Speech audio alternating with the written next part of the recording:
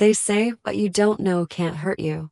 But in my case, it almost destroyed me. My name is Claire. I used to believe in fairy tales, that when you love someone deeply enough, they won't hurt you. That loyalty meant something. That when two people take vows, they actually mean them. But I was wrong. This is the story of how I found out my husband was cheating on me, and how I made sure he'd never forget what that cost him. Mark and I were college sweethearts. Met sophomore year. He had this goofy smile, always knew how to make me laugh, and honestly, I thought he was the most genuine guy I'd ever met. We got married for years after graduation, bought a nice little house in a quiet neighborhood, started planning for kids. Outsiders said we had a dream life. What they didn't know was how lonely I had become. In the beginning, Mark was attentive, sweet, but over time, he stopped noticing me. Date nights turned into silence over takeout. He started working late, always last-minute meetings or team drinks. He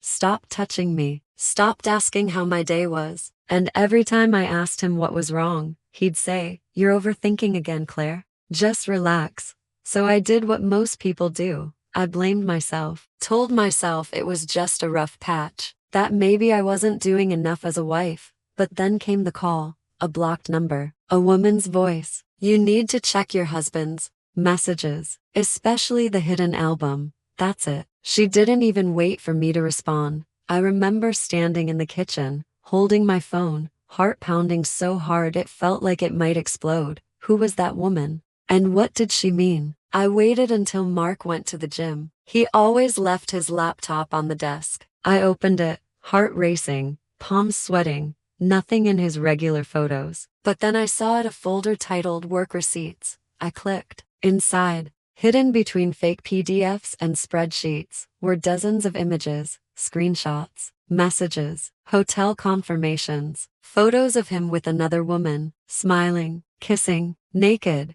Her name was Ava. I recognized her instantly. Mark's ex from college. The one that got away, he once said. He told me they ended things for good, that she was toxic, that I was everything she wasn't. Apparently, he lied about that too.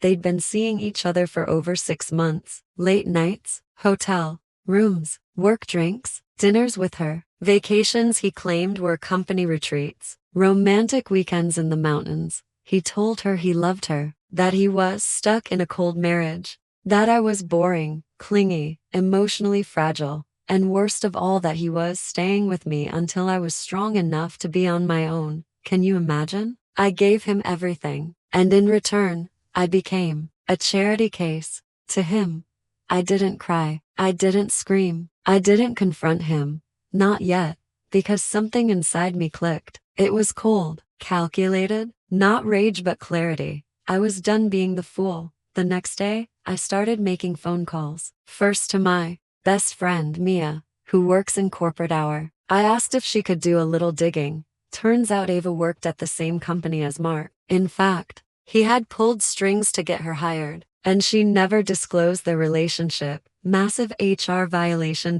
So I sent everything anonymously. Photos, messages, emails, screenshots of shared calendars. Then I visited a lawyer, quietly. Mark and I had a prenup, but things had changed since we signed it. With Mia's help, I discovered Mark recently received a huge bonus, one he never told me about. I worked with the lawyer to update the prenup under the guise of estate planning. He signed it without reading. He was too distracted, too confident that I was still blind. Then I invited him on a weekend retreat, just the two of us. I told him I wanted to reconnect, that I missed him. He smiled, kissed me on the forehead. That weekend, I played the perfect wife. Dinners by the fire, couples massage, long walks in the forest. He actually said, "I feel like I'm falling in love with you again." The irony nearly made me choke. That night, while he slept beside me, I took his phone, opened his messages, and typed,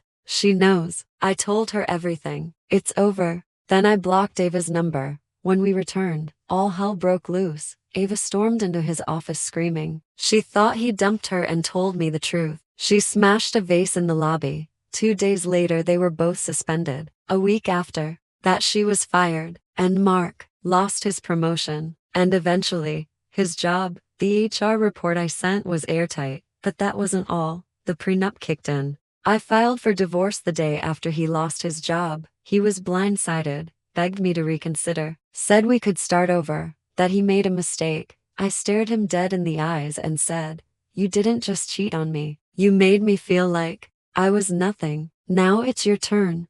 I got the house, the savings, even the dogs. He walked away with his clothes and a few boxes. But here's where it gets twisted, because Mark thought he was the only one lying. What he never knew was that I had a secret to it started 2 months before I discovered Ava. I was having dinner with his brother James. We were always close, but that night, something changed. He asked me if I was happy. I said no, and he said something I'll never forget.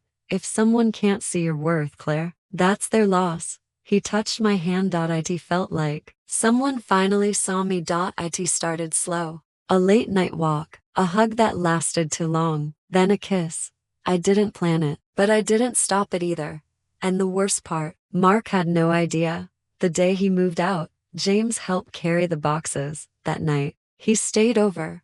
We're not together now. James and I decided to keep our distance, not because we regret it, but because we wanted to heal on our own. But sometimes, when I wake up alone in my bed, I think about how close Mark was to figuring it out, how everything he built was destroyed by the woman he thought couldn't live without him. I'm not proud of everything I did, but I'm not sorry either, because I stopped being the woman who begged to be loved, and became the woman who walked away with power, dignity, and silence. He thought I was weak. He thought I'd never leave. But he forgot one thing. You can't play games with someone who's been quietly playing chess.